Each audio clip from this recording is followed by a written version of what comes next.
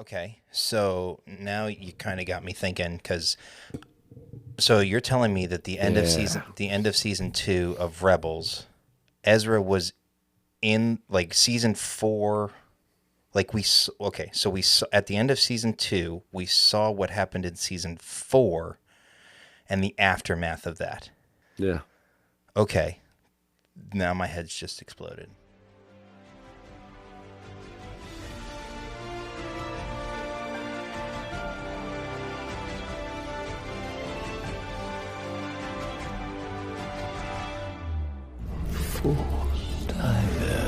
The Force is what gives the Jedi his power. Why is the Force connecting us? I am a Jedi. Always two there are. We're a dyad in the Force.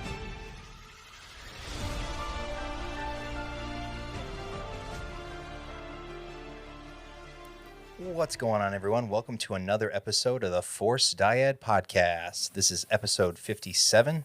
We've got Ahsoka, Part 4, Fallen Jedi tonight. Our reactions and theories. I'm your host, Obi Sean, joined as always by my co-host with the most, Jedi John. How you doing, buddy? How's it going, man? It is going well. It's going well. How are you? How are you doing? It's good. It's good. Opening weekend for NFL football. My fantasy teams, which you have dumped on previously, previous years, previously this week, they're coming through. They're trouncing your fantasy teams. Yeah, Last I checked. my but, teams are garbage. My teams you are know. garbage. Yeah, your teams are far superior to Yeah. mine. And I drafted Geno Smith in one of those leagues. Yes. Seems like I might be the top point scorer this week in that league. But yeah. Well, I mean, let's not give all the credit to Gino. You do have Tyreek Hill on that team, so he did pretty good today. In that specific league, I didn't have 2 picks in the first 5 rounds. Yeah. I don't want everybody to forget that. And I'm still dominating. You're welcome. That is true. Big drafter. Big drafter here, guys. Big drafter. That is true. I am But jealous. we digress into Star Wars. Yeah, digress into the main talking points, which was I would say it was probably from a live action show series, like one of the more kind of crazy, everything kind of culminating in one episode with you got the big Marok reveal, so to speak. 2 really excellent lightsaber duels, a curious character decision, which we'll kind of talk about, and then of course the Return of the King at the end of the episode. So there's a lot there's a lot more to discuss in this episode than I actually thought there was going to be going into it, for sure. I think that's just typical. Didn't think there was going to be a lot to discuss, and then we thought about it for 3 or 4 days, and now we have a lot to discuss. That's true. So yeah, let's just kind of dive in. Quick recap. You've got Rock'em Sock'em Robots between Huyang and the assassin droid, which was awesome and unexpected. Love it.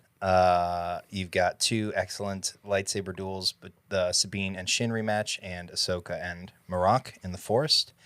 And then, so I guess we had 3 lightsaber duels, and then you have the ultimate duel at the end between Baylan and Ahsoka, with Ahsoka ending up in the world between worlds, confronted by her former master? ? So there are a lot of kind of talking points to discuss. I know you've got a few in your pocket. I guess initial reactions after. How many times did you watch this episode? Just the one time? So I watched it twice fully through, and then I watched some specific scenes 3 or 4 times because Okay. I really wanted to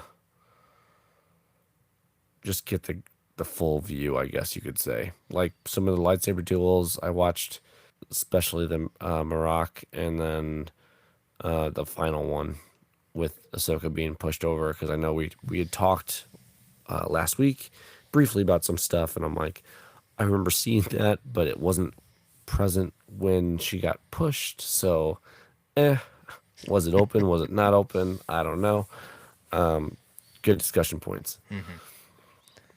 So, did you like the episode upon your first your first watch, I guess. Did you enjoy it, or did it like grow on you? First watch, yeah. So first watch, it was like, what did I just see? I definitely was not 100% on board with some of the decisions, and I'm still not 100% on board with the decisions. But I feel like I have now theorized my way out of it to where I'm excited about to see what happens. Hmm. Which I'm excited to share with everybody. But I think I shared this with you the other day. Like, if we could just get more Baylan, I will. I'll watch that show all day. Hmm. Like, I want to know more about this guy. I think he's incredibly powerful, good with the Force. Obviously, he's an accomplished duelist, and I'd love to know more about him. Yeah, I was kind of the same way. I have watched it twice now.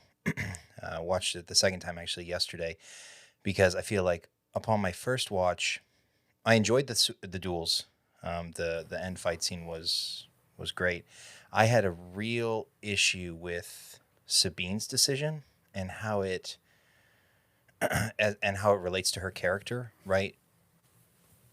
Kind of going back to Rebels and thinking I couldn't, at least at that time, understand why she would make that choice, and primarily because it's almost like her surrendering, and Sabine never struck me as someone who would give up, under any sort of circumstance. Again, having gone through her story in Rebels, and so it really actually kind of annoyed me, um, which sounds stupid. How could that annoy you? But it just didn't seem to fit the character correctly.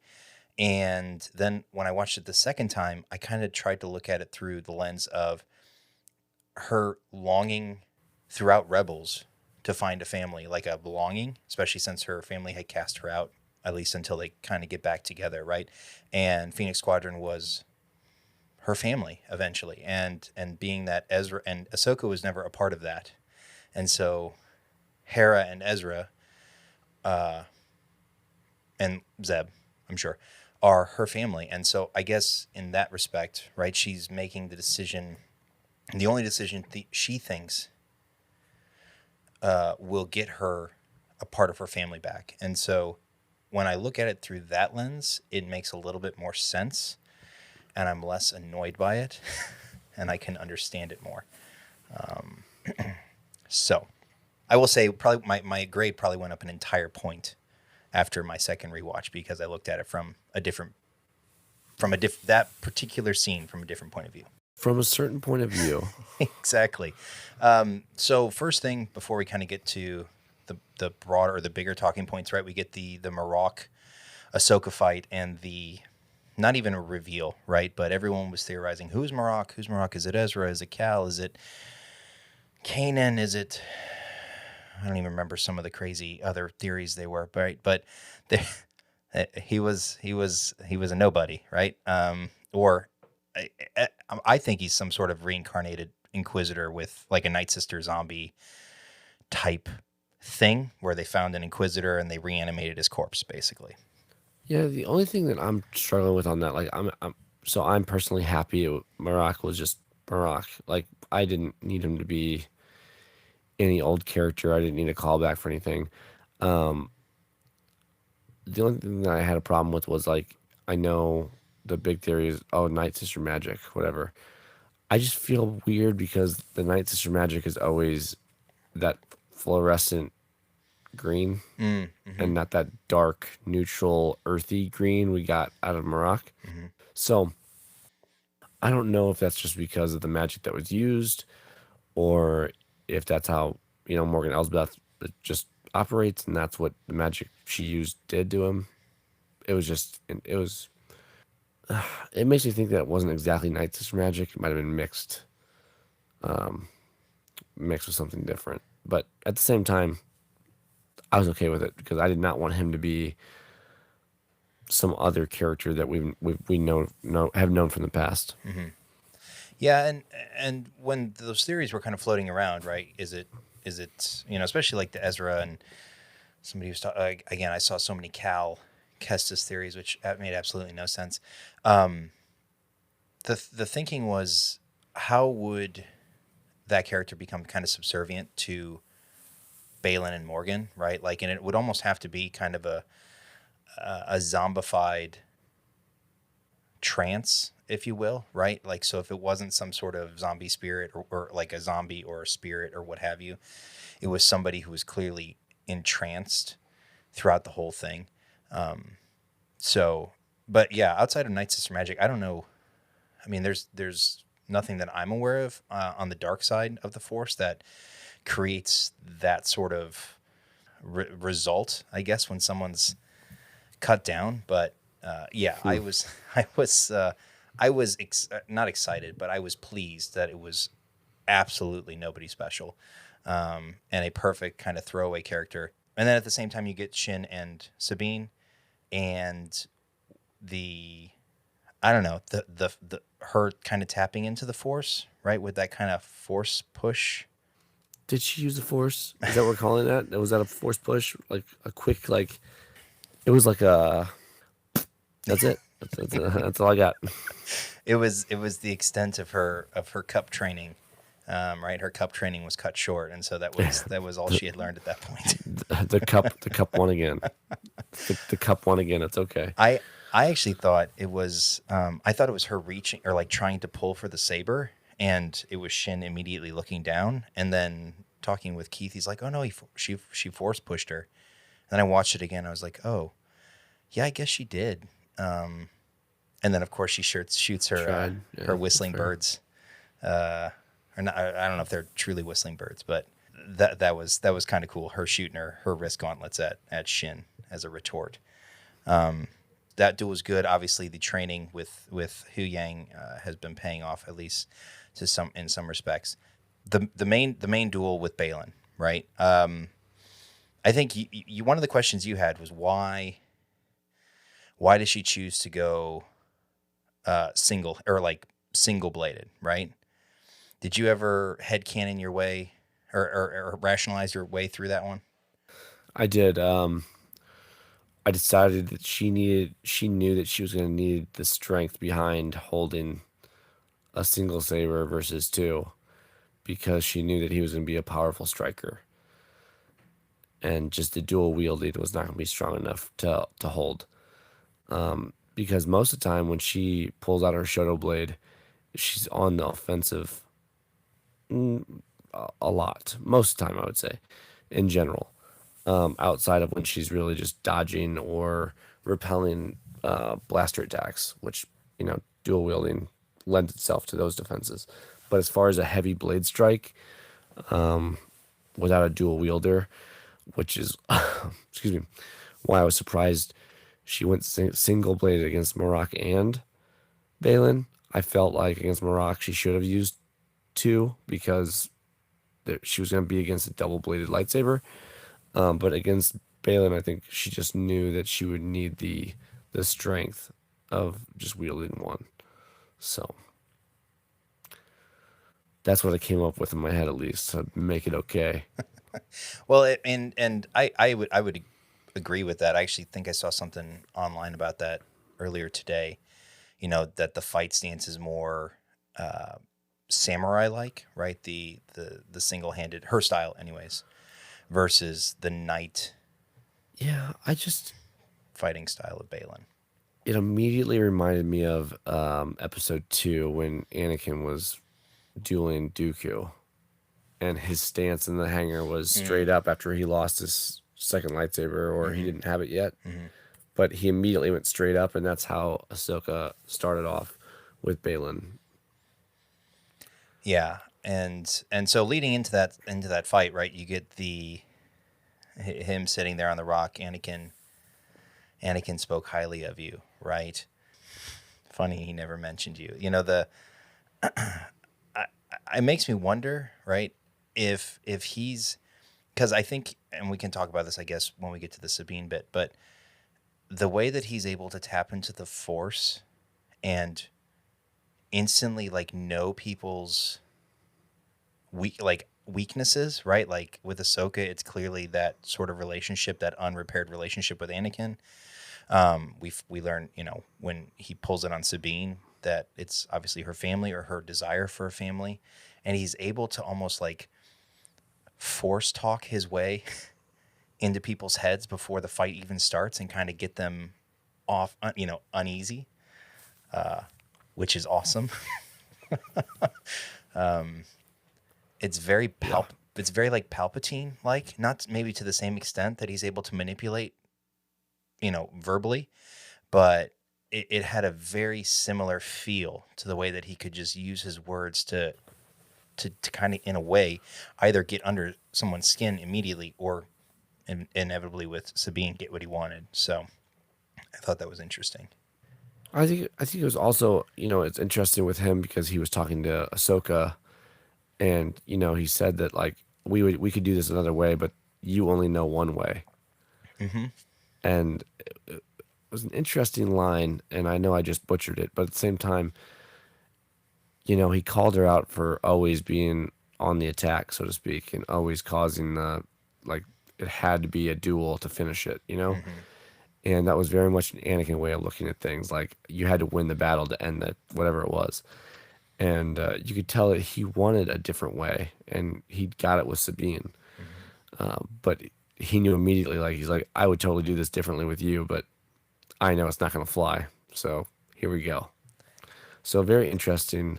And he obviously knew Anakin fairly well from the Jedi Academy. He knew of Ahsoka, obviously. I mean, we learned the other episode that he knew exactly who Sabine was also to Ahsoka, which is long after the Jedi Order. So he's a very knowledgeable Force user. So it was very interesting to get his insight on how he's just analyzing Ahsoka and Sabine. Yeah, and the fight choreography, the duel itself was top notch. The from a practicality perspective, right? I felt like if you were to imagine again kind of a medieval knight, and that's what I thought Baylan always looked like from when his poster was released back in early August. He's dressed like a knight. He carries himself like a knight, not just a Jedi knight, right? Like a medieval knight. And the way he carries his sword, it's like a broadsword. And the way he swings is very, powerful, right? Like you said, with, requiring Ahsoka to have a single blade so she could parry and defend against that. And his level of honor, is one where it's very Jedi-like in that respect, right? He comes across as honorable, but that duel, with you get cutting through the hinges, throwing of the rocks, and then the inevitable whack off of the cliff, the fallen Jedi, right? The up, it happened, right? But then Ahsoka's not really a Jedi, right? But out of all of the kind of recent duels, I felt it was definitely one of the better choreographed fight scenes because it did feel more practical, if that makes sense, like from a dueling perspective, right? There wasn't a lot of extraneous flips and doodads and anything like that. Like they were all purposeful strikes. Yeah, well, I would say it was definitely not like a CGI lightsaber duel. Like it was definitely a very real. Yeah, I mean that's really what you can say about it. It was just a very real and realistic saber duel. It wasn't like you said. We didn't get Ahsoka flipping around or doing barrel rolls through everything else that was going on. It was just, I mean, it was pure dueling sabers. Yeah. So yeah. Now, one thing before we get to talking about Sabine, the fact that when Ahsoka removes the map, it completely like chars her hand. What I couldn't for the life of me figure out what would cause that to happen. Unless the fire that it's floating above is actually heating it. Like I couldn't figure out why that would happen. I get I think that's just one of those kind of just because the things security like, the night security. the night sister magic. It was like just a Yeah, you can't just pick it up. It's got like a curse on it, kind of thing, almost like a cursed map. So if as soon as you touch it, it's gonna burn your hand. Because one of my theories was on her burned hand is the map coordinates that they need. That's one of my theories on how they get to Peridia. Well, It's weak. so It's weak. to that point though, then why didn't it burn Sabine's hand? Right? Because it'd been off the fire too long, or Because Ahsoka took the curse. Ahsoka took the curse. That's it. Don't overdo the curse, okay? Just the first person gets it. perhaps it was bewitched. But yeah, the and then during that duel, obviously Shin comes back from the forest. Ahsoka sees that she believes Sabine is defeated, or she's lost, she's gone, right? And the anger, the rage that she feels, like tapping into that hatred and just yeeting Shin into the rock was You're gonna get choked. You're gonna get choked. I don't awesome. care. Like You're gonna get choked. just picks her up and yeets her into the rock, which of course Baylan didn't care for. And then with Sabine coming on and her realizing she's fine, you have that. I was gonna make a tweet about this, but you have that Lord of the Rings moment, right, where Elrond's screaming at Isildur to destroy the ring, right, and then he's like, "No," right, obviously for different reasons, but it was one of those moments where she realizes that she won't destroy it, and she lets her guard down. Baylan knocks her off the cliff. Did you have an issue? Like I kind of already touched on it earlier. Did you have an issue with how Sabine chose to act in that scene? Oh yeah. Yeah. Didn't like it. Not a fan. Didn't fit her MO. In a way it did, because, she got the attachment to Ezra, all that stuff, and like never wants to give up on him. And so she decided that was the only way to get to him. I can see her holding on to it. I actually think this is where my theory takes off. So Do it. I just think this is the entry point for the world between worlds. So they've written about it a lot, right? Where it's not like a time traveling device. It's everything that happens within the world between worlds is also linear with the other story, right? So once something happens, it happens one time, and then that's it. Like that's what happens. The person that affects it might have seen one different thing, but once that person affects something, it's not like I can go over and do it again. It's done because it's in the timeline. So in Rebels, when we see Ezra pull out Ahsoka from the battle with Vader, they put Ahsoka right back on Malachor, and that's it. That's where she ends up. Vader's walking off, Ahsoka's walking off separately. So they are pulled out of their battle, and that's the one instance. And that's all Ezra affected was that one instance, and then the story continued after that. So my idea currently, my theory is that Ahsoka's one choice to decide the fate is she already lived through this once. Like it just happened. So her going back and actually pulling Sabine aside and saying, I know what I said. You have to be different.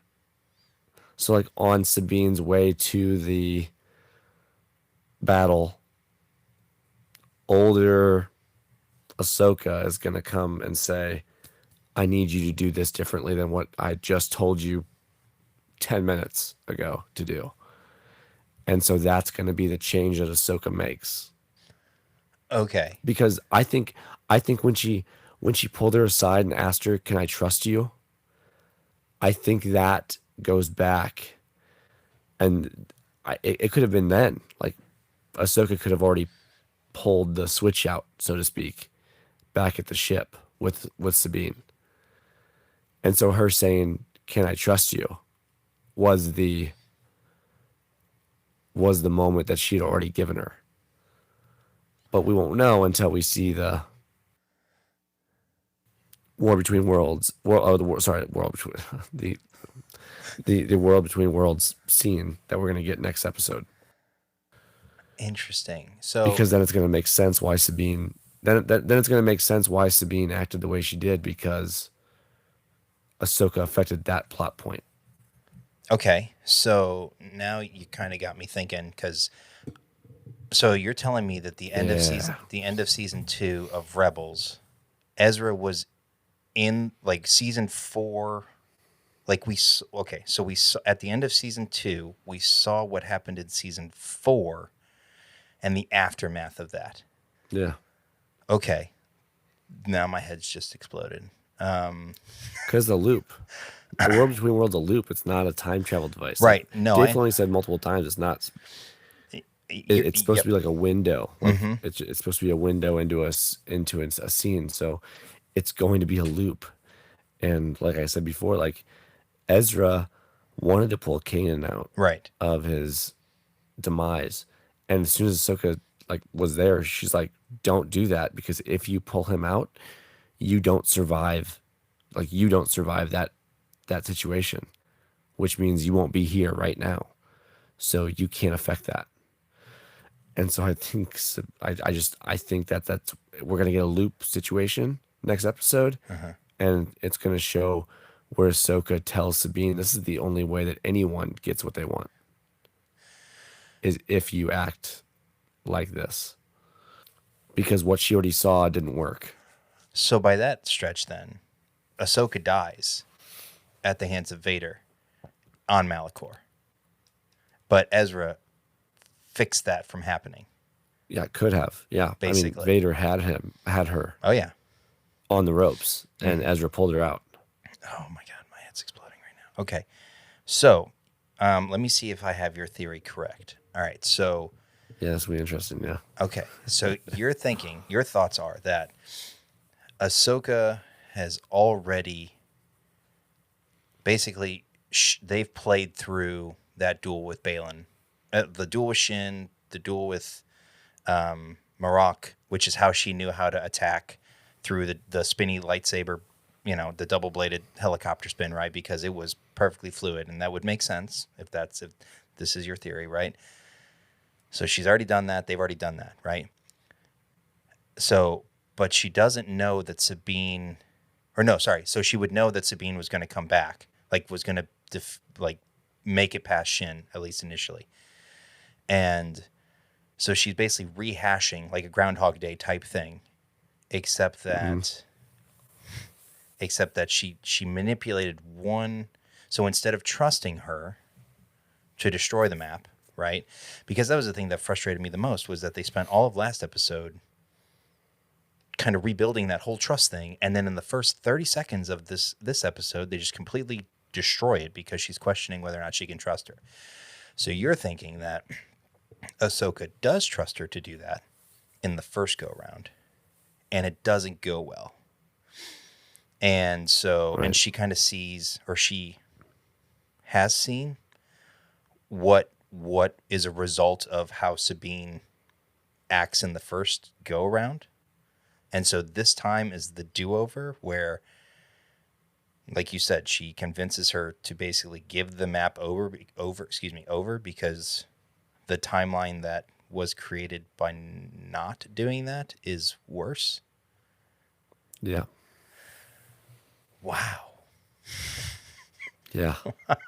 That's where I was at. That's why I've been up for the last 24 hours. And I'm like, this makes a lot of sense here.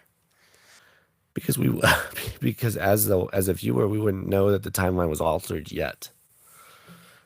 Because even at, the last episode of Rebels season 2, like we didn't know that Ahsoka made it out.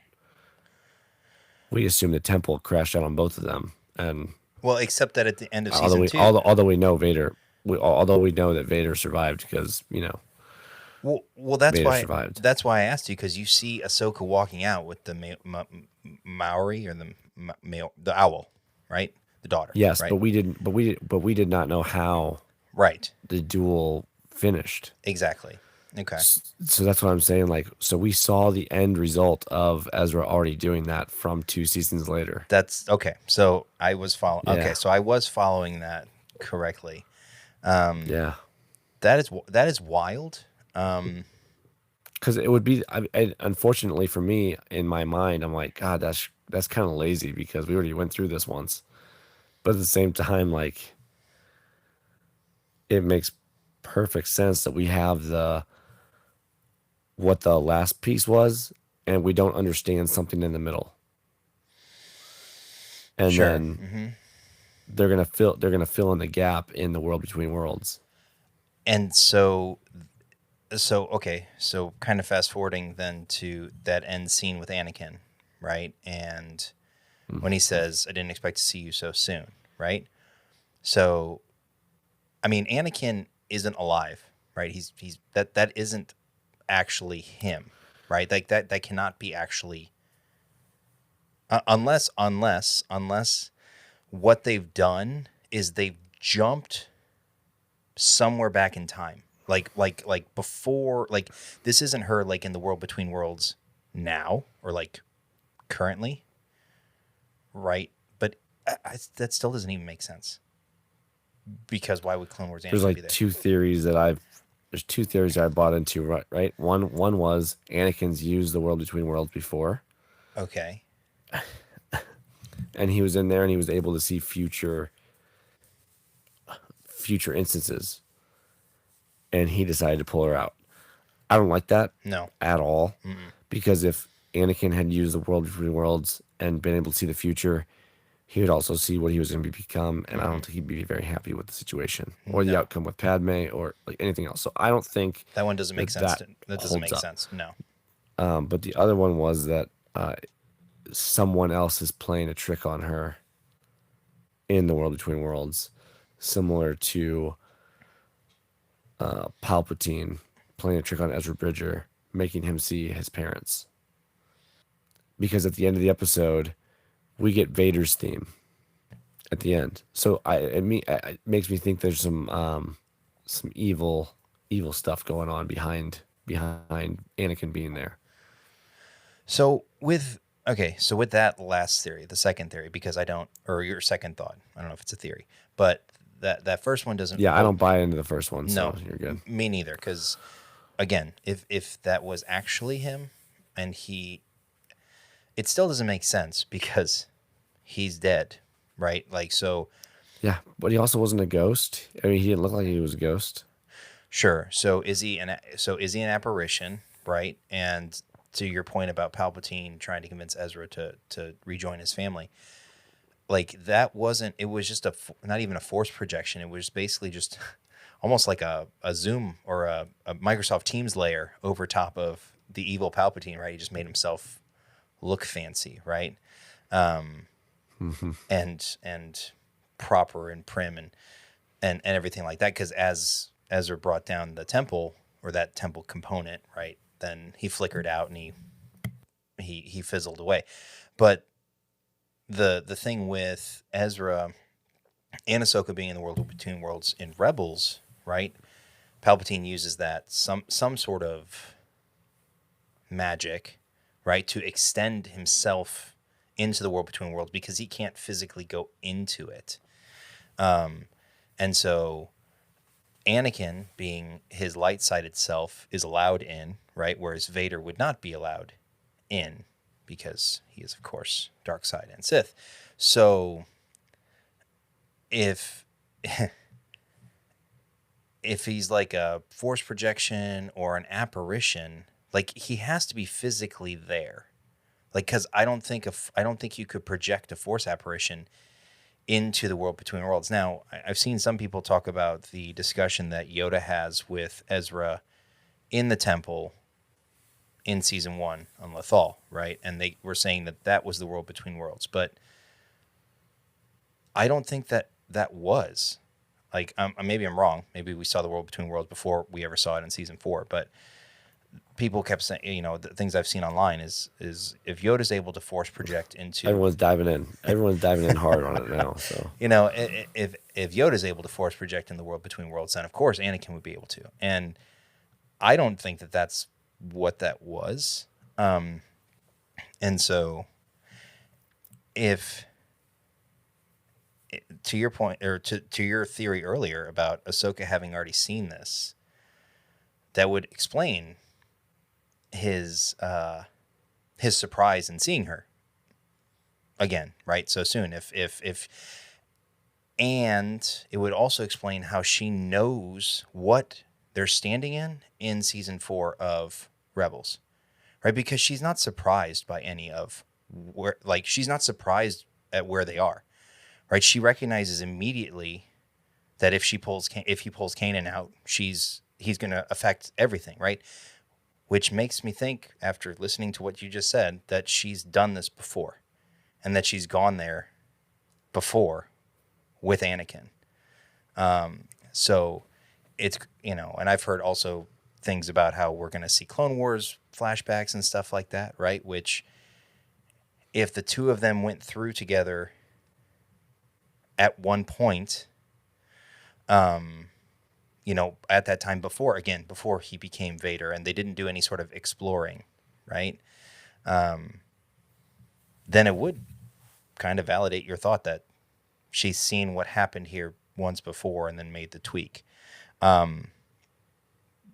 Because her reaction to Ezra pulling her out, and then her being where she was, like, she wasn't all like, what is this place, right? It's almost like she kind of knew, like she'd seen it before. I don't know. You mentioning that earlier made me contemplate that. So, I love making you think. That's my job. And that's not good, because then I almost shared it with you before, but I'm like, I really just wanted I wanted to see your head explode for a second, because I'm just like, I should share this with him, because it's gonna provoke a lot of thought.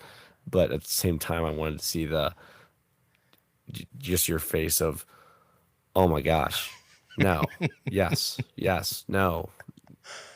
Oh, and now I have the off the cuff reaction. I don't have any time to think or theorize or put my Yes, you're welcome. thoughts in a Yes, you're row. welcome. So thank you for that. But I'm gonna be at work tomorrow. Well, so what do you have to talk about tonight? Well, not much. That was one of those things. I wanted to discuss basically where we're at now, right? What is Ahsoka's purpose in the world between worlds? What are we going to use it for, if anything? But in your theory, we've already used it once. Yeah, I think I'm going to stick with it. I think I think it's a one and done use, just like Ezra. Ezra used it one time, and he was out of it. And I think that's exactly what Ahsoka did, or will do, has done. Yes. But all of the above. Now, what did you think of my thoughts about how she actually ended up in the world between worlds? Do you think she actually got pulled out, see, or do you think she fell through a portal? I think she had some help, because, the map was down. Because you had mentioned the Purgle portal. Yes. That was hovering. So I watched for it. And I had seen it the first time, but I'm like, that was in the map. So it was part of the map room, nothing else. So it was part of the map. It was a gateway that the line went straight through it to Peridia. So it was part of the path to Peridia. So I'm just like, I see what you're saying, but that could have been a portal for the world between worlds, because that might be how people travel to this other galaxy, But yeah, she had to be pulled in somehow. And it's also possible that there is a similar thing from Lothal, like that was a very ancient structure built on the side of that mountain, built by whoever made the map, which sounded like could have been Night Sisters. I wonder if there was a portal that has just been there as part of the temple, so to speak, which would be an easy solution. But then again, I don't, that's just all, because Anakin didn't pull her in there, in my mind. So she had to fall through something. So you think she fell? You think she fell through something, some ancient portal that isn't the Purgle portal that materializes when the star map is placed on the pedestal? Correct, because I think that just was signifying that the fact that, like, you could go through the portal, or that was just the way, because the Purgles would use the hyperspace lane to get there themselves. So I think that was just signifying that this is the Purgle path, their gateway to it, and then but this was the path they took. I just think it's too coincidental that where it originates from once the map is opened happened to be exactly where that fight ended, right? Yeah, true. And so but you know, however she ended up there, and again, I agree. I don't think Anakin pulled her out, otherwise he would not have responded in a way of surprise, right? Or at least you wouldn't assume he would not. And so the last thing, at least regarding Anakin, is if it's current time, right? So if it isn't some sort of flashback to the first time that, you know, she ends up there, or what have you, right? Like if the experience that we're seeing at the end of the episode is happening immediately after she falls off the cliff, right? Like in the timeline that we see, you know, I've seen people say that, or their theory is that it's the son taking Anakin's form and that she's going to be put through some sort of dark side test. I don't think that that's what the World Between Worlds is for. Or at least I don't think that's what they're going to use it for here. I suspect that if anything else, they will, if they do have flashbacks, they will revisit points in their timeline, right? They will observe themselves. And I think Anakin will take that opportunity to absolve Ahsoka of any sort of guilt that she feels for his fall, basically, and kind of allow her a level of clarity that she hasn't had since leaving the Order, right? Because there is some level of guilt, I'm sure, that she feels for how Anakin turned out. And I think it could be as simple as just providing her closure in their relationship to allow her to move forward. What I don't know is how she gets out, if she gets out. Right. Unless, of course, she jumps through a portal somewhere and ends up next to Thrawn and Sabine at some point. Well, the other thing is, like, it would be interesting if she went out the gateway in the other galaxy. That's what she started watching a scene, and Yep. she just leapt into it. She's like, you know what? I'm here now. But then that's the whole time travel bit. But that right? also doesn't. Yeah. Well. Because now you're using it as like, is it? As like a, is it? It's almost like a warp tube in Mario, right? Like that's effectively what you've done. Is you've warped from level 1 to level 4, and you've taken the World Between Worlds as the pathway. She's using it to get between the galaxies. I don't know. I mean, that's a straight line somewhere in there, right? But see, I didn't think it was meant to be. I tell you what, I already. My other prediction is, we're gonna get Pergula around. Pergula. The Purgle are gonna be right around. We're gonna get a lovely wood structure. The Pergola. Just build it around it. They're gonna build right around the ghost, and they're gonna freaking zoom it through. Yeah. The Purgle will definitely get the ghost where it needs to go. Oh, 100%. Pretty stoked to see that. Yeah, and we didn't even talk about Hera at all yet. And her she's an idiot. Malfeasance, for malfeasance's sake. I love her so much. I love her so much. She's an idiot, though. I don't understand. The fact that she not just she brought Jason along, number one, but then she's like, this big ass ship is gonna jump to hyperspeed, and I'm just gonna be in the way. Nothing could go wrong. It's like they never watched The Last Jedi. Well, fortunately, there was a giant hole in the middle for them to go through. But yeah, that I don't still wrecked half her squadron.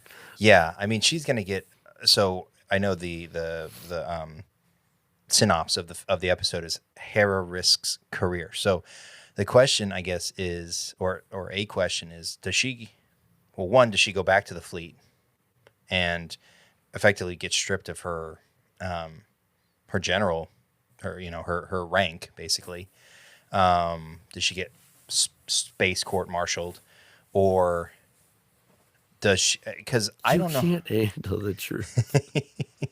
Yeah, I get a few good men scene, right? But I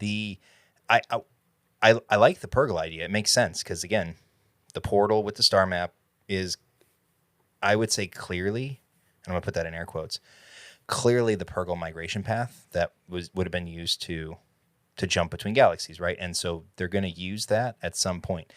Who's going to make that connection with the Purgle and be like, hey, take our ship to this galaxy, right? Because they don't, like. Jason. You think Jason's going to do it? I don't know who else will. That's what I'm saying. Like, there's nobody else to make that connection. Ezra was the whole reason that the Purgle did anything. He's got a bad feeling. Except, oh, no. Hold on. Time out. So at the end of season 4, Ezra sends Vizago and Ryder and Matt, the kid. Anyways, in the Ghost to find the Purgle. And then he plays the frequency, right? To attract the Purgle to come back, right? Because Ezra doesn't go and bring the Purgle back. He sends the guys in the Ghost. And so they can't talk to him. But that frequency has to be on the Ghost still, right? So that's how Hera will use the Purgle. She'll use the frequency that's on the ship. I don't know how she's going to know it's there. But she's going to play the mating call, the wild mating call of the Purgle, and say, take us back to your, hyperspace, take us to your migration routes, right? And that's got to be how they get there, because there's no other way for them to communicate. And it was the Ghost that led the Purgle back to Lothal at the end of Rebels, which then allowed Ezra to kind of commune with them. And obviously they blasted off into hyperspace. So I guess that's the theory on the whole reason, because it makes no sense why they would have gone there and not done anything other than get blown up, is if it's the Ghost that is meant to attract the Purgle and pull them to Peridia. Has to be, right? So the last thing is, you get the end scene. Sabine's given the map to Baylan. Baylan destroys it. No one's going to follow us. Sabine's standing there on the deck, on the bridge. Aside from being captive, do we expect Sabine to do anything useful until everyone's kind of reunited? What's her role now? So, she wants to be with Ezra. Baylan gives her some sort of vague ass, you will be reunited with your friend. I'm like, yeah, if he's dead, then what? They're going to kill you? I don't know what that whole thing means, right? But, she's been manipulated to believe that Ezra is alive. Baylan seems to believe he's alive, or at least implies it. So what is Sabine's role now that she has effectively doomed the galaxy to the rise of the First Order and the return of Thrawn? 'Cause that's what she's done. What a terrible decision she made. Going deep theory again. Okay, let's hear it. I think she's going to turn Shin. Turn her what? Flip her sides. It would be interesting to see both apprentices going against Baylan. I just don't think Shin's on board with the witchcraft that's happening. And I think once they get there... So there's a couple things I think that's going to happen, right? I don't think Baylan's going to be well received by Thrawn. Okay. Because Thrawn just doesn't... if you've read the books and everything else, like, him and Vader did not exactly see eye to eye on most things. And Thrawn is in it for himself, and he doesn't need the extra mythology or anything like that. So I I think something bad's gonna happen to Baylan because of Thrawn, and Shin will kind of flip a little bit. Being that Sabine is already chirping in her ear a little bit. I don't know. It'll be interesting. Like, okay, I don't so, know if we're gonna get that again, because here's the deal: we already got the. I said last episode we were gonna get the rematch down the line. Well, we got last episode, so we're not gonna get another rematch. There's no reason for another rematch. no. It's getting monotonous here. So like, what changes? And the change for me is we flip them to fight together against something. Okay. I don't know. That's where I'm at. See, That's where my mind's going. so with that, and I've seen that theory also.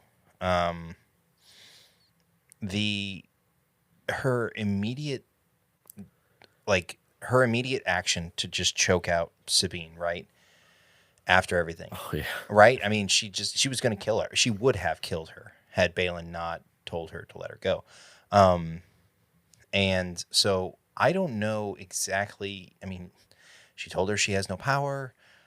She told her that she was going to regret every decision, the decisions she made in the forest. Like, Shin does not seem like a Sabine fan. And Sabine is not confident enough or attuned enough in the Force or any of that to be persuasive enough to turn a Jedi, a dark Jedi, a friendly darksider. Like, whatever she is. I don't see. That's what I'm saying. I think I don't see any way. that's why that I happens. think there's something that happens that pushes her to team up. Well, yeah, it would be Baylan being killed. Because you saw the way, like, we see the way that she reacts when Marok is destroyed, like the fear, Yeah. right? Like like holy, like, I don't know if it was fear or if it was like angst. It's one of those that's never happened before. Right. Like, that's never happened before. What is this? So, if she's been with Baylan for any length of time, right, she has some level of attachment to him, right? And if she's trusting him to take her to the promised land, so to speak, right? Because that's what he tells her, right? What's in it?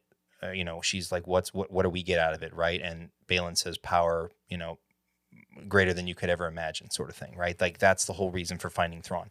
And so if then Thrawn betrays them, Shin's gonna lose her mind, right? Because she's already unhinged, and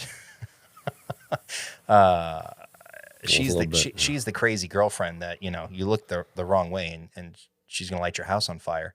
But she anyways, so Baylan going down would be the catalyst for her to enemy of the enemy is my friend sort of thing, right? So Sabine being her enemy, Right. but they hate Thrawn, and I mean, again, though, Thrawn can't lose, so to speak, unless they decide to change everything. Unless they decide to change kind of everything about how the First Order comes to be, right? Because again, I've said it 3 times now, but Thrawn is currently the current catalyst for the rise of the First Order. Now, that could change if they wanted it to.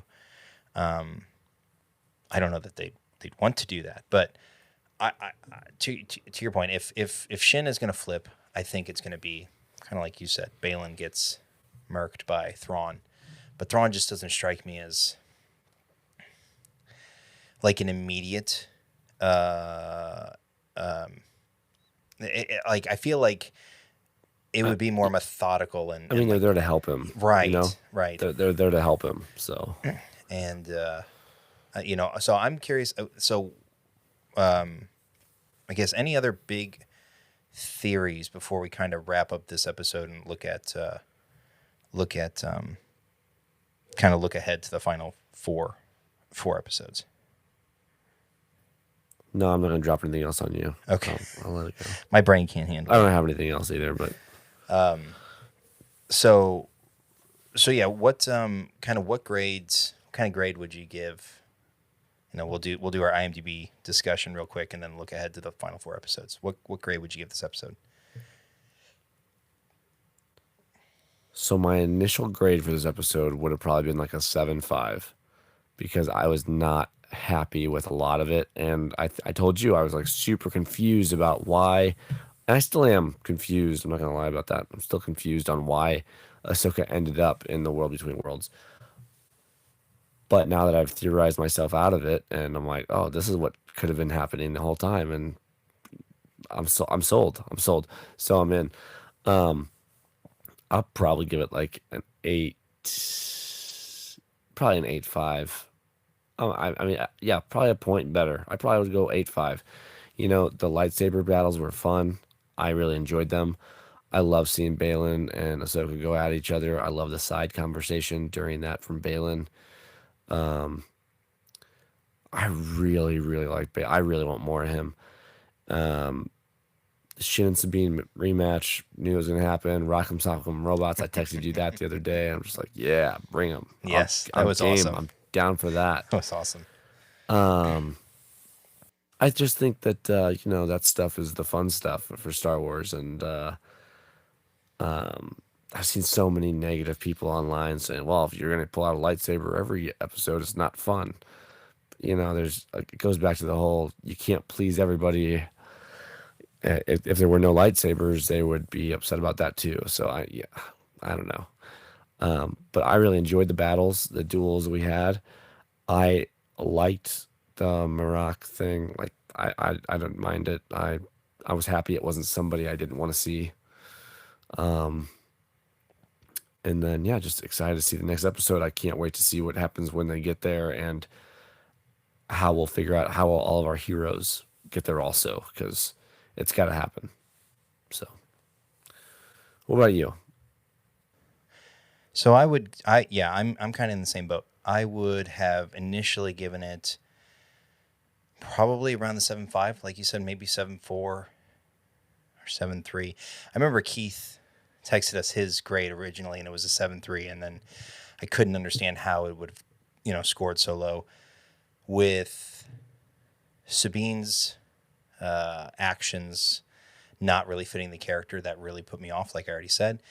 Upon the second rewatch and looking at it more from her perspective on family and the search for family and that sense of belonging that she's always craved, yeah, like I said, I'm jumping in at probably a full another point, so I'd get up around 8.4, 8.5, 8.6, somewhere in there. For many of the same reasons, right? You get the excellent saber battles, the surprise in Hu Yang's hand-to-hand combat skills. I love the fact that he just destroyed all of the work he had done just to trigger Ahsoka and Sabine to come out and help with the the battle. But yeah, so I'm like 8.5, 8.6, probably. So looking at IMDb. Oh, which takes me right back to. Not that it didn't make sense during the episode, right? Because Ahsoka knows her droid very well. Like, she knows Hu Yang very well. Oh, yeah, her response But to that. what if Ahsoka already knew? Uh-huh. That makes sense. Because the way she reacted, she's like, no, that's not normal. He wouldn't have done that. He wouldn't. Yep. Which is also a fair response, right? Like, he wouldn't ruin his own work, or he wouldn't. But I'm getting more on board. I'm selling myself more on it. You're selling yourself on your own theory. We're gonna see a replay of parts of this episode. We're gonna do it. I'm excited. We'll see. Okay, we'll see. Okay. Excellent. What did IMDb do? Yeah, so IMDb's got it at an 8.9. So it, I believe, is the highest scoring or highest rated episode so far. Let me just confirm that real quick. I mean, people wanted to see the World Between Worlds so bad. They were waiting on it. So they finally got it. And Hayden Christensen came back. Yeah. I mean, it's all the nostalgia came through this episode. And it was funny. In the last 5 minutes. It was funny, too, because I saw people complaining about the the CG to kind of smooth to youthify him, basically, right? Oh, DH. And it's the yeah. same people that were probably complaining that they didn't do that in Kenobi. And it's like, okay, you you can't have it both ways. Either you want him younger, or you don't. So stop your complaining. But so out of 8,400 ratings, it's an 8.9 out of 10. So highly regarded there. Looking at the user reviews, let's find our friend Posey Fan real quick. There it is. Yeah, I was gonna say you gotta find the one. 9 out of 10. Honestly, this is one of the best episodes of Star Wars television. But again, no real expansion. Oh, there it is. Lightsaber combat lover's dream. Choreography to be good. Like the misdirection they took with Marok. Everything was great story-wise with this episode. So yeah, you got 7 out of 10, 9 out of 10, 10 out of 10. Best episode of the first half of the show. It's not even close. Well, that is true. That's very true. Let's see. You got a 4 out of 10. Story not out of This first. was by far the best episode out of the first 4. Yeah. And yeah, I mean, again, it isn't even close. 10 out of 10. If you don't like this episode, you're not a Star Wars fan. I don't like gatekeepy I hate gatekeepers, reviews like man. that. But I also understand. I mean, Let's see. 9 out of 10. Best Star the Wars. saber battles were just so good this episode. They were really good. They felt again practical or plausible, right? Like they felt like sword fights you would have had throughout history, right? Type of sword duels like that. Tears by the end. The rise of the Jedi is coming. Not so sure about that. Part 2 out of 10. Part 4 comes before 5. Green spray. Whoa, hold on. Green spray paint general argues with the lieutenant about leaving and steals a ship. Steals a ship? That's her ship. Tells Green head kid, if you're a general, you get to disobey orders too. Dumb robot works on ship outside on its own, only to be ambushed by some stealth ninja robots. Of course, he wasn't going to get the ship fixed. Punk rock girl and Darth Poodle Eyes have another square off in the dark woods. Darth Poodle only manages to kill a few trees. After disarming Punk Rock Girl, she hesitates to kill her to remind her she has no power. As the fight goes on, the mysterious Gimp is sliced in half with a deadly lightsaber and green smoke balloons from his costume. That being said, Punk Rock surrenders the orb and turns herself over at the end. 2 out of 10. 10 out of 10, 10 out of 10. So, I mean, overall, the vast majority of reviews were good. There was a 1 out of 10 best episode far, but still crap. Okay. 10 out of 10, 9 out of 10, 8 out of 10. Yeah. So, I mean, overall, this was a high mark episode, and that's not really it's not really a shock. So, where do we go from here?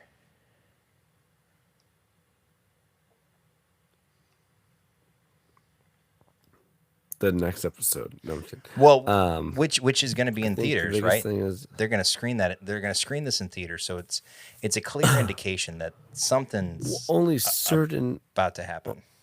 only certain theaters. Unfortunately, I wish it was more. True, that is true. I think that obviously something big's gonna happen. We're gonna get a lot of Hayden, which is why I think they're taking it to the big screen, because we're getting a lot of Hayden, and I mean, I think it's gonna be good. I think we're gonna get that. The only reason they would take it to theaters is if it's gonna hit the hour mark. Yeah, yeah. I'm hoping we get an hour mark. So, I just. Whew. We're gonna get Thrawn. I mean, next episode's gonna be packed. We're gonna get the. You think we get Thrawn next initial view of. Do you think we get Thrawn next Yes, episode? we have to. Why would they take it? Why would they do a theater screening for it if we're not gonna get a lot of Hayden, but we're gonna we're gonna finish with Thrawn. We see Ezra for the first time. I mean, there's so many big things that could happen next episode to make it theater worthy. So I guess to that end, how does the season? We're 4 episodes in. We got 4 to go. We're gonna have the big reveal. Presumably, this coming episode here in a couple days. I guess. How does everyone get back together? How do we get the band back together, John? I mean, I think the big question right now is, do we get them back together on the extra galaxy or in the current galaxy when they come back with Thrawn? And I think they all get there. So, because that's Purgle taking the ghost. That's Ahsoka finding her way. Sabine's already there, or will be there with the bad guys.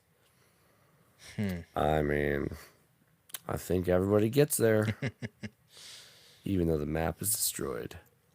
So, the end, the kind of culmination of some people's characters. I mean, the fun thing is we don't know who has, with some of our past shows, right? We kind of know who has to make it through certain crises, right? Like they have the plot armor, right? I feel like at this point, short of maybe Thrawn, there's no guarantee with any of these people, right? Just because we see the ghost at the end of Rise of Skywalker doesn't mean it's Hera piloting it, right? And or Sabine, or I mean, it could be Jason, right? In theory. So the cool thing is that we haven't seen very little of what's left to come, right? Like 9 seconds or whatever. And almost nobody has plot armor. So the stakes are going to be high. Like you don't know if Ahsoka is actually going to die. You don't know if, Sabine, Shin, Baylan, more like all of these characters to an extent are expendable for various reasons. And it makes the storytelling opportunities strong and the emotional toil high, and I am really excited for what we're going to get these last 4 episodes, and the fact that from things that I've heard around the interwebs, the story is panning, or it's laying the groundwork for some sort of magnum opus type Star Wars story from Dave and company. And so I can't wait. Well, yeah, I mean, we're going to get that. Hopefully we get the movie that's the Mandoverse, right? So No, true. this is going to lead right into that, I think, because I mean, Thrawn has to be involved in that movie, you would think. So I saw somebody say like that Thrawn has to. Go ahead. I was just going to say, like, during this season, like, one of the 2 things has to happen. Either Thrawn has to lose but survive, or Thrawn can win but not kill too many people in the process that we care about. So they can all be there for the movie. Well, I saw somebody joking, I think it was on Twitter, about how Carson is like the Nick Fury of the Mandoverse. He's like, he knows all of the characters and he's like bringing everybody together. I love anytime Hera calls to him, I'm like, oh, hey, you're in this too. That's awesome. Welcome.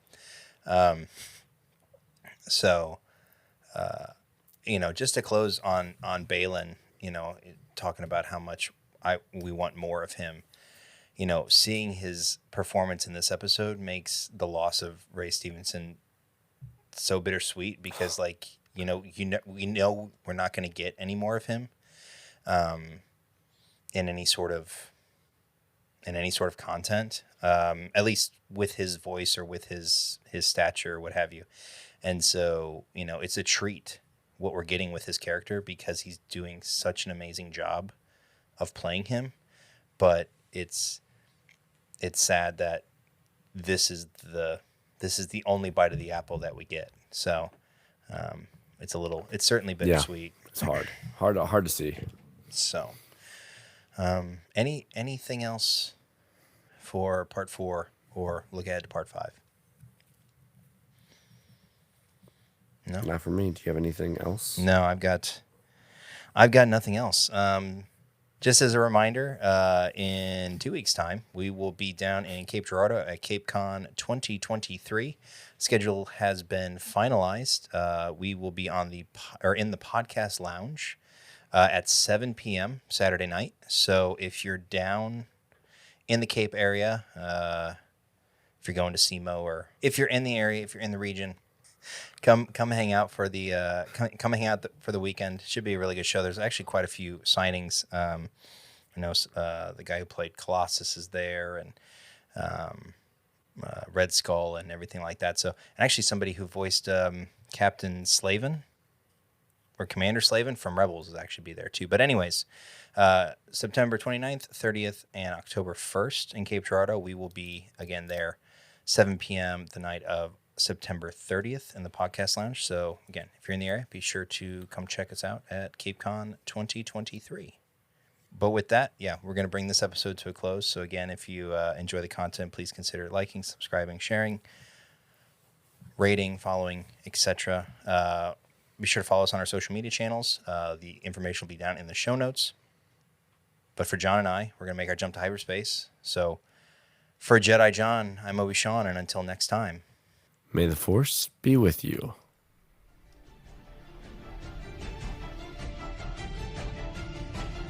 Force diverge.